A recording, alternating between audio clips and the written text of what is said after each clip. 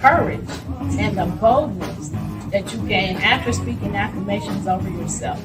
The more you hear it, the more you believe that it's true. And welcome to Premier Fitness. I'm Gene Williams, your yoga instructor, and I'm here to tell you about the benefits of yoga.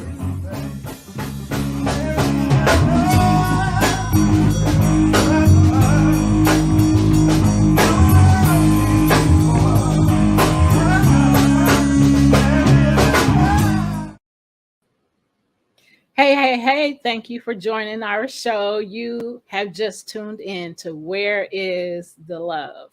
I am Stephanie Hawkenhall, and I am your host. Joining me is my co-host, my son, Gene Williams. Hey, everybody. How you doing? Hey, Ma. Hey, son. Ready to get this party started? Let's do it now. Yeah. All right, little John. Okay. Okay, y'all. On our show, we talk about bullying versus love. We talk about the different types of bullying. We have engaged in the conversation of the narcissist for the past month or more, past 4 or 5 shows. The narcissist is a very, very deep person, a very scary person, if you will. We don't want to be afraid of the narcissist, but we do want to educate you about the narcissist while we learn, because we're learning so much about the narcissist, right, Gene? Absolutely. Yeah, so we don't want to just get the information and keep the information to ourselves. We want to make sure that we share this information to help you be aware and have open eyes and open ears to see and hear the narcissist, so that you know how to react to them and what to do.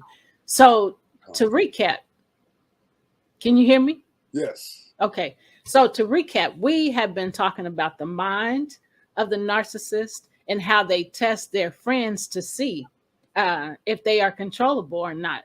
That's one of the things we talked about on our last show. We talked about the dark side of the narcissist, the negative and troubled antagonistic part of someone or something that is usually being kept concealed. That's a narcissist. That's just a little bit about what we talked about last week. Go back to last week's show, episode 17, and check it out. And go back to episodes before that to hear more about the narcissist. They have flying monkeys. What are flying monkeys? Gene, tell them what flying monkeys are. Yeah, so a flying monkey is a consort to the narcissist. They in essence do their bidding so that the narcissist looks innocent in the whole exchange, but they continue to feed the energy of the victim, feed the energy of the narcissist to the victim, either by direct contact or acting as a spy for the narcissist. What fun. Yep. So that's enough about last week's show, about episode 17. Go back. Check it out. All right. So today we're going to talk about naive and toxic flying monkeys, and Gene's going to take us into that conversation. Oh, yeah. With pleasure. All right. So there are 2 kinds of flying monkeys. Naive flying monkeys are often children, elderly people, or neighbors who have no clue what's really going on. These naive flying monkeys ask curious questions and are often set up by the narcissist to inquire for information or to say cutting things that might hurt the victim's feelings. Go easy on these flying monkeys because they often don't recognize that what they're doing is being rude. Yeah. I've experienced this personally, so I know this is very true. Yeah. Children, adults, bystanders who have allowed themselves to be interjected in the situation. Not a wise thing to do. Right. Business. So the thing about these flying monkeys being naive, and why would you pick the narcissist as smart about it? They know not to pick somebody that they got to go against. They pick somebody that is easy to listen and easy to do. Yeah, to manipulate, to do what they want them to do. So, so the second group of flying monkeys, they're more toxic. Oh, yeah. They are often chosen by the narcissist because they have already have angry or hate-filled personalities.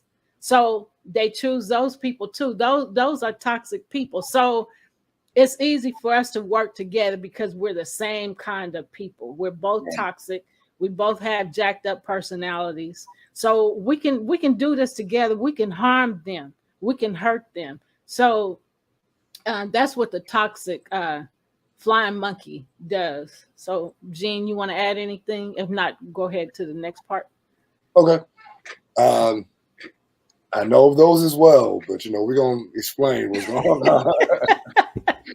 Oh man! All right. So, if there was a case of sibling rivalry, the narcissist will choose the most bitter to attack the other, the most visceral, the person who's gonna not only show their teeth, but they're gonna bite and they're gonna chomp down on you, lockjaw on you. Yep. Call the jaws of life anyway. In this way, the narc parent can say they never said or did anything, while the victim is shamed, blamed, and attacked by their sibling. It's called triangulation. It's another psychological term. They triangulate against you with other people. So in essence, they team up on you. Yeah. Very common strategy. Yeah. All right, so this attack often leaves the victim feeling alone and scapegoated because they obviously are hated by their parents and siblings. The reality is they were both set up and pitted against each other in a cruel, hate-filled way while the narcissistic parent appears innocent. Yeah, that type of manipulation right there, that's calculating and methodical and diabolical. Love that word. Yeah. Love that word. The producer said sound like they are worse than sharks. They are and can be. And why would you bring kids against each other? Why would you bring people against each other? People like that have really, really sick minds. Right. That you bring people against each other to attack each other and to bring others down. And man, this narcissist and their people, right. Oh my goodness.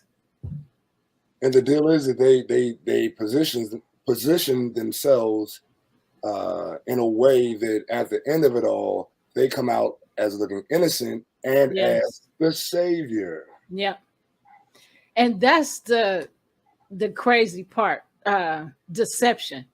Mm-hmm. You are making it seem like you are the good person. Just goes back to reminding me back to the Wicked Witch and the Flying Monkeys, right. And the Wizard of Oz. Right. So despite which side they are on, and no matter how stupid or mean they appear, flying monkeys are always used by the narcissist. So don't forget that. They are always used by the narcissist. That's what narcissists do, use people. They don't care about anybody but themselves. They just use everybody that will allow them to use them. Yes, remember the Joker. That's my guy, though. My guy, though. I love the Joker. Flying monkeys are victims, too, in a way. But the most toxic flying monkeys don't care that they were used because they justify the narcissist's unethical behavior. Right. You might feel sorry for them, but in most cases, they get what they deserve, which is to become the scapegoat. Whenever the narcissist changes their mind, there's nothing stable or secure about the job of a flying monkey? Right. Nothing. And one thing that you can look out for as it pertains to the flying monkey, look at the pile, like do some research on this person in essence, and check out the pile of discarded former flying monkeys that no longer serve their purpose. So they, all right, I don't need you no more. So you go. Yeah, I mean, that's how they are. You are a tool to them. Yep. A tool, and that's it. And once they're done with you, they will put you on the shelf and or throw you away. Yep. And that feels horrible to be thrown away. So the producer said, have to watch out for diabolical people. Remember the Joker. Which Gene was just talking about. All right. So Gene, the next part, the types of flying monkeys. All righty. All right, so narcissists assign different kinds of flying monkey roles to people depending upon the individual's motives. There are two main subgroups of flying monkeys, benevolent and malevolent. So the benevolent flying monkeys have four main characteristics. The harm they inflict is largely unintentional. They're just as manipulated as you are. They are susceptible to manipulation. They have poor boundaries and they are people pleasers. Ooh. Yeah. So yeah, and we discussed before that people pleasing is fear based. Yep. Generally based off of a fear of abandonment. Yep. So and we were people pleasers, so we know how that feels. Right. As people pleasers, it is easy for narcissists and psychopaths to manipulate benevolent flying monkeys into doing their bidding. All they have to do is to appeal to their empathy and or fear. You know, the benevolent flying monkey turns a blind eye to the narcissist's history of odious behavior. They justify this action with self-deception and put their trust in platitudes like everyone makes mistakes. Everyone deserves a second chance. They'll grow out of it someday and love conquers all. Ooh, ooh, ooh. Y'all, listen. Stop making excuses for people that you know are not right. right. If they are not right in the head, don't make excuses for them because you scared of them. You sitting on the sidelines watching them hurt other people. Stop doing that. Right. You ain't helping nobody. And we are here on this earth to help each other, to grow and to learn. And you see somebody sitting on the sideline, you see somebody misusing and abusing somebody else, and then recruiting people to harm and cause damage to that person too. Don't sit on the sidelines talking about, I don't know what to do. So right here is where I stick this in. So I was talking to a group of seniors one time, and I was at a senior citizen center, and I was talking to them about bullying. Well, their first thing is always, adolescents bully. We don't bully. I beg to differ. So I broke that down and said, here's the different types of bullying. Do you see yourself? So this is what one lady said. She was talking about her neighbor that was being abused. I don't know what to do. I said, call the police. I did. And I still don't know what to do. There's nothing I can do about it. Nothing you can do about it. So she said no. So I gave her a few other ideas. There's nothing I can do about it. Well, that's your friend. You can check on your friend and make sure they're okay. There's nothing I can do about it. I'm thinking and saying to myself, I'm tired of hearing you say there's nothing you can do about it. I didn't say that out loud. I just got quiet and I just said, Lord, how can I help this lady? Because she keeps saying there's nothing I can do. So the last thing I said to her is, you can call Adult Protective Services. They can do something about it. She didn't have nothing else to say. Okay, so I closed that mouth.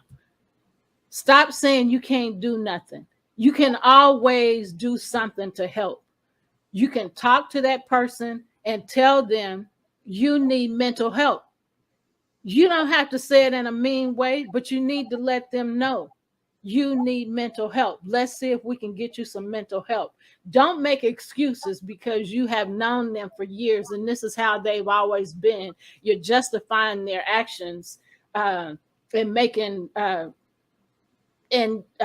excuses for them while and sitting by watching them hurt other people. Don't do that. Be smart. Okay, I said that in the nicest way I could. Be smart. I actually wanted to add to that, and it kind of goes along with what you were saying. We have to get out of the habit of thinking that we can change people. We don't have that ability. We don't have the ability to change a person. Only they can change themselves. Yeah. And that's by constant conscious work. Yeah. Your love, I'm gonna be blunt with you, your love, your sex, your money, your whatever, your looks is not going to change a person. Stop thinking that you can. When a person shows you who they are, believe them the first time. Yeah. Believe them the first time. When that red flag comes up, oh, it's time to go. Yeah. Because it's going to get worse. Like RNSJ said, oh, this going to get worse. Just know that there's always something you can do. Yes, you cannot change a person, but you can give them tips and provide information to get them to want to change. So in the case that I just said, you can get, by telling them you can get mental help.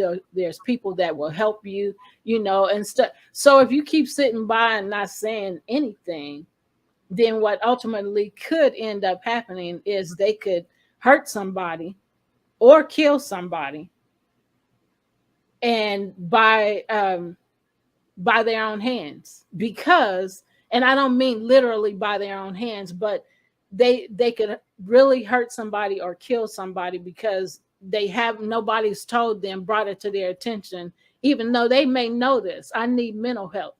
Nobody has actually said that to them, and that just shows that you care when you say you need mental help. You need to get some mental help. So just by giving them a tip or reminding them of something that they can, do to change what's happening, and what's going on with them will help. But no, you cannot change anybody. You want to add something, Gene? Nope. I'm actually,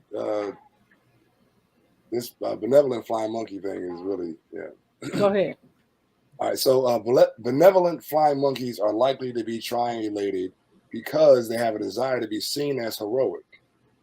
They are blind to the true nature of their role as flying monkeys. Instead, they view themselves as the peacemaker, the rescuer, or the savior. Yep. So next level on this thing, it's called the Meddler. Lord. The meddler is usually someone seeking the thrill of the rescuer role. They are usually reacting to the theatrics of a narcissist. To cast someone in the role of meddler, a narcissist may go to them and claim that their target has abused them. Because meddlers lack boundaries. Narcissists can easily overwhelm them. Jen is going to tell y'all why we laughing in just a minute. Oh, man, because meddlers lack boundaries. Narcissists can easily overwhelm them by pouring out a never-ending litany of woe peppered with threats of self-destruction. Boy. So yeah.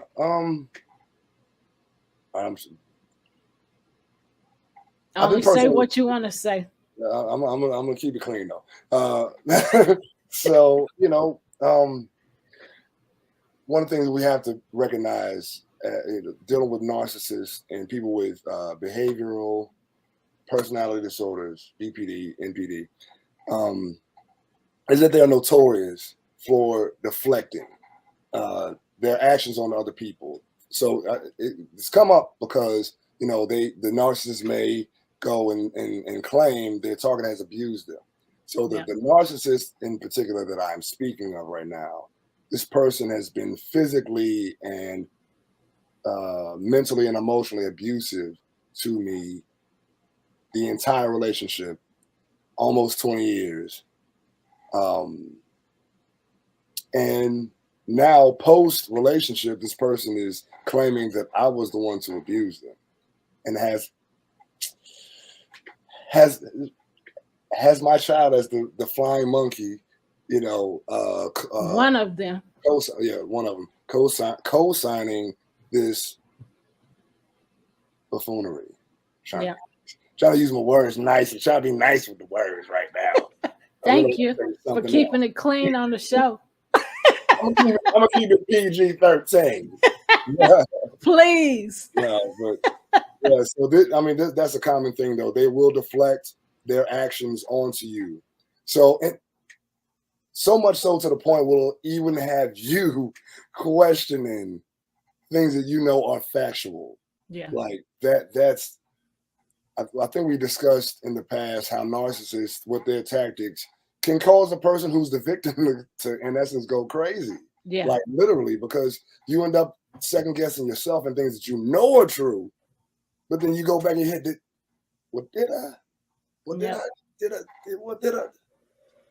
You do that to yourself enough, man. You start to doubt everything about you, and you know who you are, but they get into your head, and it's just crazy. It's like, wow. And go ahead. No, I just said insane.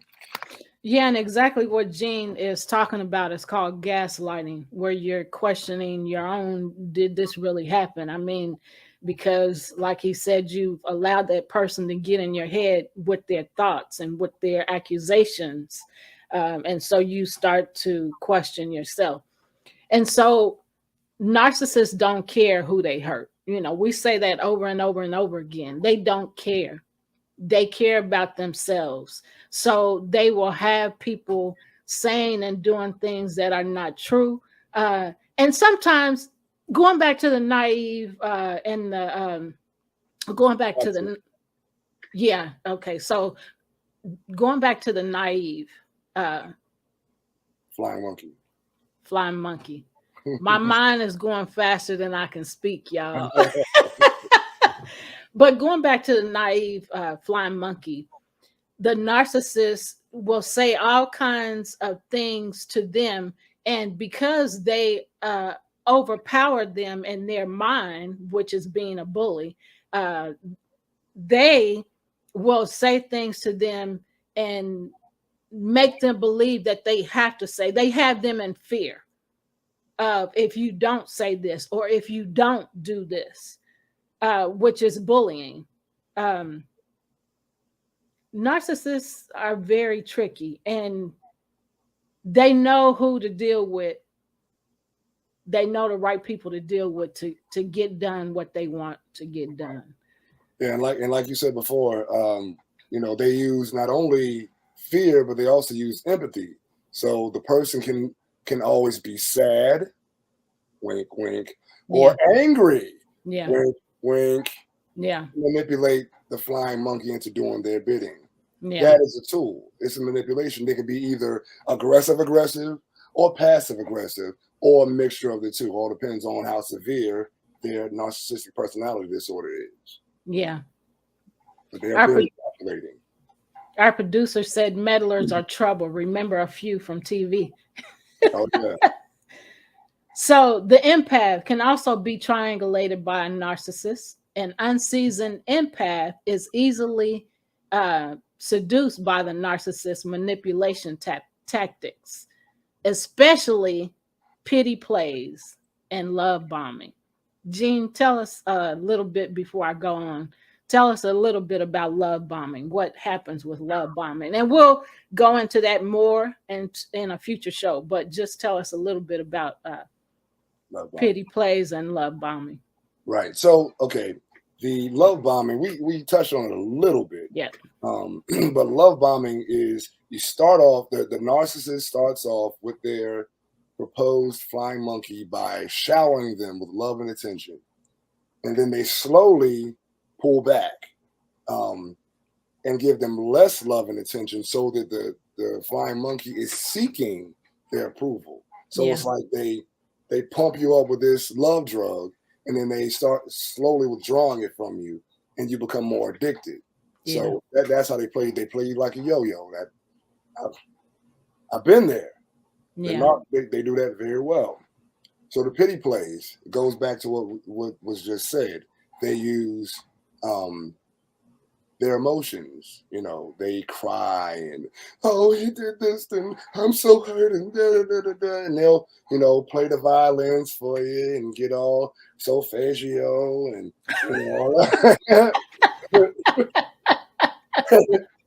you know, they'll play it for you, boy. They'll play it real good. Like, oh my God, he did that.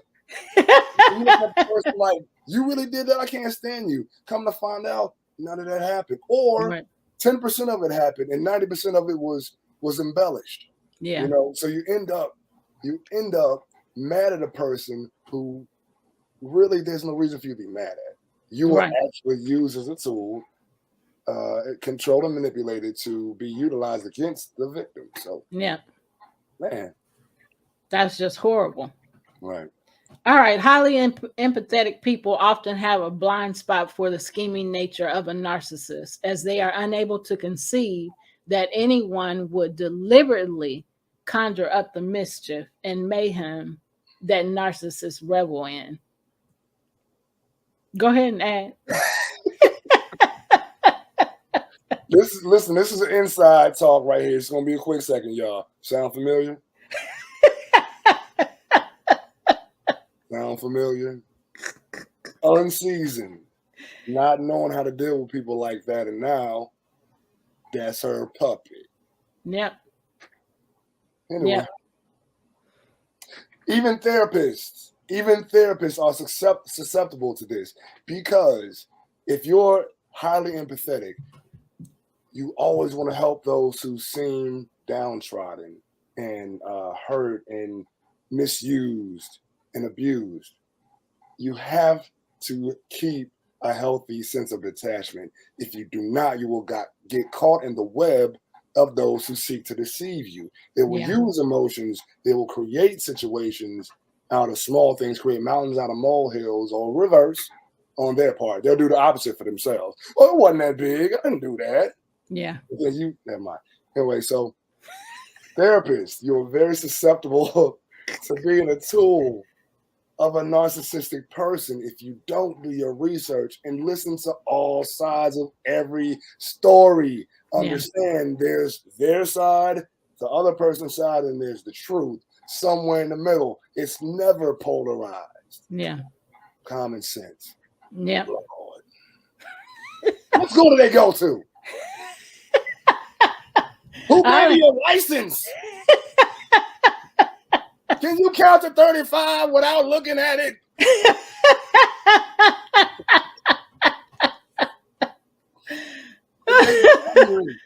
In my spirit.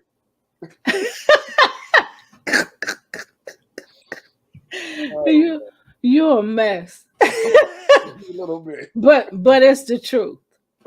It is the truth. You want to do the next part, or you want me to do it? Yeah. All right. So narcissists corrupt empathetic people by mirroring their good-natured persona back at them. Yep. Did you get that? They reflect, again, deflection. So they are deflecting the image of the empathetic person back onto them as if they are truly that person. We talked about masks before. They wear that mask of being a truly empathetic person to reel the person in, and then slowly but surely they begin to start manipulating by, their whatever their control and manipulation tactics are. So, they're breaking it down right here for you. Pay attention. Pay attention. All right. Thus, empathetic people identify and bond with the narcissist's false persona or their mask. Seeing the reflection in the narcissist, the unseasoned empath extends trust. But fails to verify facts. Yep. Anyway, And in other words, go ahead. I want to. No, you go ahead and finish that, and then I'll add to it. In other words, they do not do their due diligence and dismiss the other person's side of the story. The story of my life currently. Yep. Verify facts. It's really easy. It's really easy. And not become biased in the situation and dismiss the other person's side of the story. Don't just, because then you're lying on the other person, because I only believe what this person says because of this, because of that. You can't just believe a one-sided story when you don't know the truth. Again, Gene just read it. Verify the truth. Do your due diligence. Don't just dismiss the other person's side of the story, because then you're lying on that person. You're slandering that person. You're assassinating their character. Yep. So watch what you say. Watch what you do. Don't just become biased and then lie and say you're not, because it's clearly seen no matter who you are when you do that. Right. So what, you want to add something? Yeah, I was going to say, like you said, it's very clear. I mean, especially when the facts are laid out there, when they're given to you, when you're given factual information and you choose to purposely and consciously extricate factual information to push across your agenda, you're just as bad as a narcissist yourself. Yeah. I mean, what you're doing is deceptive, and again, the word diabolical comes up. Yeah. So when a narcissist is mirroring an empathetic person, their empathy can be weaponized. The empath believes this person is similar to me, therefore I will treat them the way I would like to be treated. I will give them the kind of support I would like to have if I were in their shoes. You want to add? No, you're right. You're on point. Okay. So the next part, just be careful of what you believe and what you repeat. That's very important, because you damage people.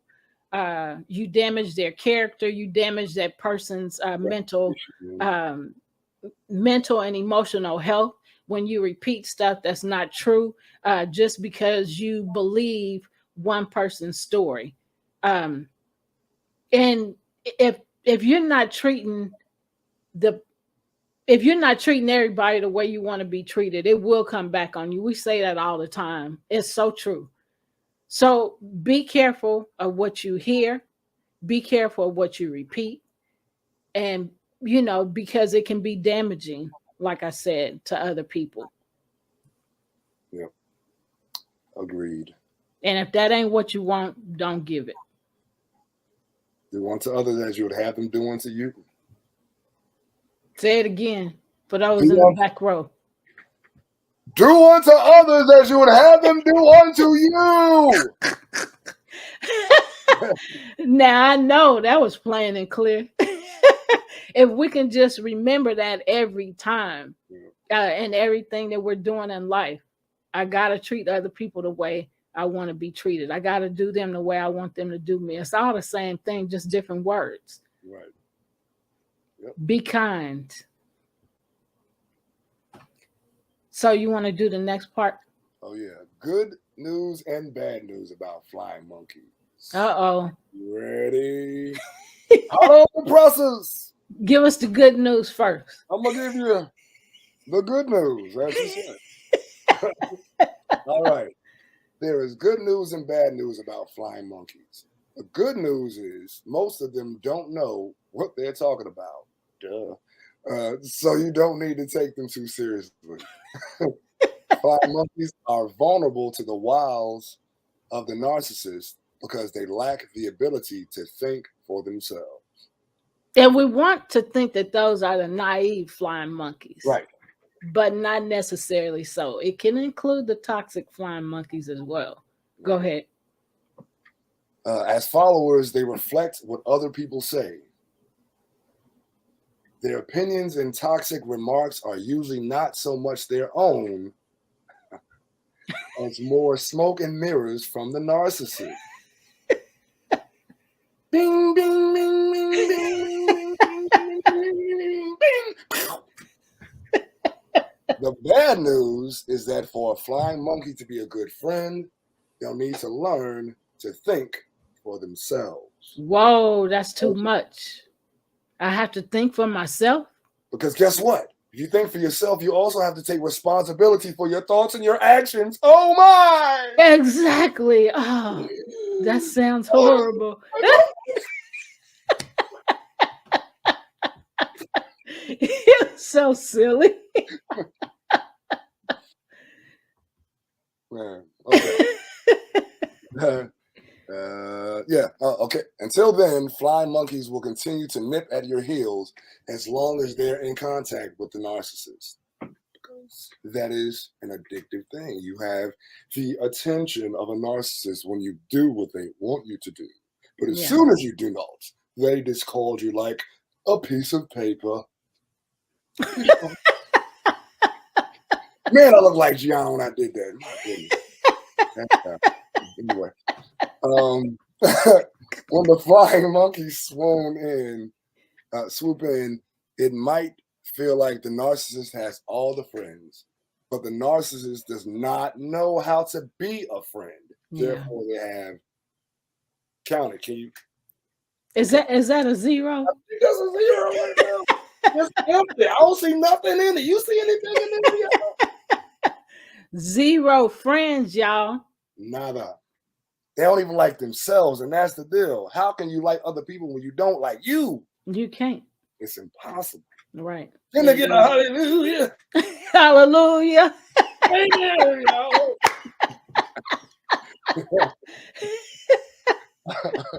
All right. Amen, church. Which holding this bishop? Ow! Oh. Come on with the next part, clown. All right. The narcissist does not know how to nurture anyone unless they're grooming them for narcissistic feed. Ooh, that's coming, y'all. That's information that's coming. Oh, yeah. Once they're through using people, they will drop them and replace them with someone else.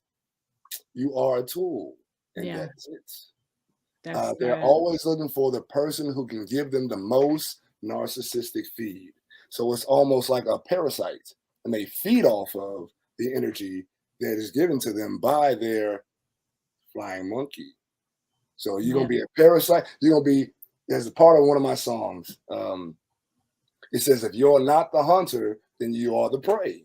Or no, I'm sorry. If you're not the hunter, then you are the food. Yeah. Same thing. Same concept. Yeah. So, y'all, we are done with talking about the flying monkeys. We have more stuff about the narcissist coming in the future. I do want to say that the music that y'all hear in the beginning of our show is Gene. He is the soloist, and his band is the music, the background. So they are going to be in a festival, a Labor Day festival. This is their second festival. Yep, this year. They have an album coming out. Tell us about your album coming out in November. Yeah. So the album is coming out tentative. No, I'm not going to say that. It's coming out November 11th, 2022. 11/11/22. And it's called Occult. And it's my band is eclectic, as I am. It's mostly rock, but soulful rock, blues, funk, jazz, hip hop, spoken word. Everything's up in the mix. I'm telling you, it's and it's called occult because occult means that knowledge that is hidden in plain sight. So in a lot of my songs, there are quite a bit of affirmative. The lyrics are affirming. It's a lot of me processing what I've been through currently and in the past, just the ups and downs of, the ebb and flow and changes of life, which is natural, and just my way of dealing with it. For instance, the song that we did, it's called "Won't Let You Take It From Me." So it's about, the finding peace of mind after years and years of chaos and discord, and allowing yourself to release that which no longer serves you, which is the ritual we did earlier today. Mhm. And then finding the peace of mind and being determined that I'm not going to let anything or anyone take away my peace of mind anymore, ever again. No excuses, no options. Right. Yeah. So listen, y'all. We have different ways. Everybody has different ways of dealing with chaos, chaotic situations. And so I want to share with you how I deal with chaos and how I come to a place of peace in my mind, away from the chaos. And then Gene is going to share how he comes to a place of peace um, in the midst of chaos. Because we realize that we cannot stay in a chaotic place and have peace. We Right. have to go to the place of peace, wherever that is. I go to a place of peace in prayer, constant prayer. I study the Bible, I study the scriptures and find life in those scriptures. I read inspirational books. I listen to inspirational speakers. I love music.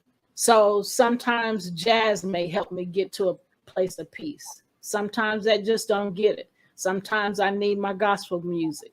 Sometimes I just don't get it. Sometimes I need some R&B. Sometimes I need just nature sounds. So whatever it is that I need, that's where I go in my mind. I have a choice to be at the chaotic spot place or to go to the place of peace. So wherever that gets me at that time, wherever I find the peace, that's where I'm at. That's where I choose to reside. So, um, Gene, share your ways of arriving at peace and getting out of chaotic uh, situations in your mind. Right. So my alchemical process is generally by doing something creative. For me, writing poetry, writing songs, doing music, acting, things creative have always been very cathartic. And writing in particular has always been, like, for me, journaling. I may write a song that discusses what I'm feeling at that moment. And through the writing process and constructing the song, I just begin to feel, lighter. It's almost like I'm unloading that chaos and that pain or whatever it is onto the paper, and then the paper takes on a life of its own. So that yoga helps with me a lot. Conscious movement with the breath, meditation helps a lot. Being in nature, and sometimes just spending time alone, Yeah, to clear my thoughts, outside of their interactions with other people. right. My goal is to always be in tune with me, my star player. I'm my star player. So and that's kind of how you have to think. It's okay to be a little selfish. You know what I mean? Yeah, Selfish enough so that you can't feed people from an empty vessel. So you have to feed into yourself in order to give to other people. So that's my thing. yeah. So we have Gene share. Tell them how to contact you. Be doing your yoga. Tell them about you doing, your yoga, Right. virtual yoga. Right. So again, I'm a yoga instructor. Have been a yoga instructor for over 15 years now. Can you believe that? That's a Um, long time. yeah. So you can contact me either on my Instagram page, Premier Fitness Memphis or premierfitnessmemphis@gmail.com to email. I do online virtual classes, individual sessions. I'm also a personal trainer, certified nutritional counselor. So, I help people with all the wellness, meditation, things of that sort. So again, premierfitnessmemphis@gmail.com or Premier Fitness Memphis on Instagram to connect. And even if you want to do corporate wellness classes, I can do that, virtually or do it in person as well. So. Okay, and Gene's Cash App is going across the bottom if you'd like to donate to his organization. I have resources as well. I am an author. I have written a book, Trouble on the Inside, What's Going On. I am authoress Stephanie Lynn. This book is on Amazon. You can also get this book from me by emailing me at Love Misunderstood Institute @gmail.com. This book was my first book, self-published, and it is about workplace bullying. This is a workbook. Bullies, a hard examination is needed. Workbook, authoress Stephanie Lynn. You can also get this book from me, signed, sealed, and delivered to you. I also want to tell you that if you have mental health issues, don't ignore those mental health issues. Talk to someone, find someone you can trust. If you cannot, there is a mental health hotline, 988. Dial 988 and a mental health, someone will help you and talk to you and listen to you about your mental health crisis. Also, that is the suicide hotline number. So my Cash App is flashing across the screen. It is Love Misunderstood. So, and that is for my nonprofit organization, Love Misunderstood Institute. So we are at the end of our show. We will still be talking about narcissists, but we'll be going into something else about the narcissist to share with you on our next show.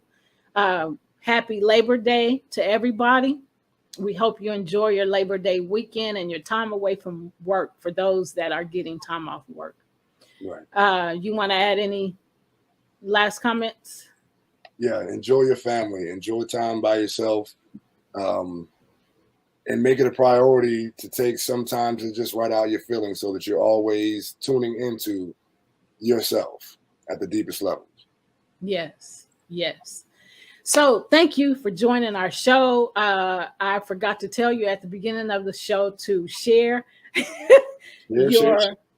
share your pages. So now that we're at the end of the show, I ask you to share this entire show on your page.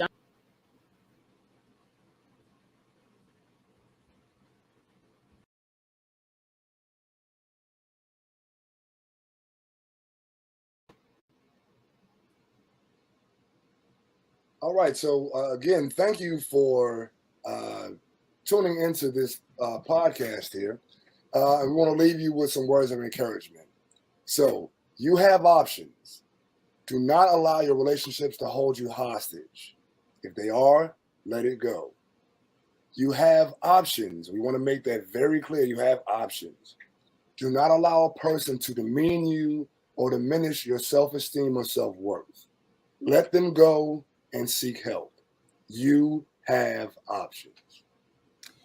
Don't let your life stress you to the point of mental and physical health complications.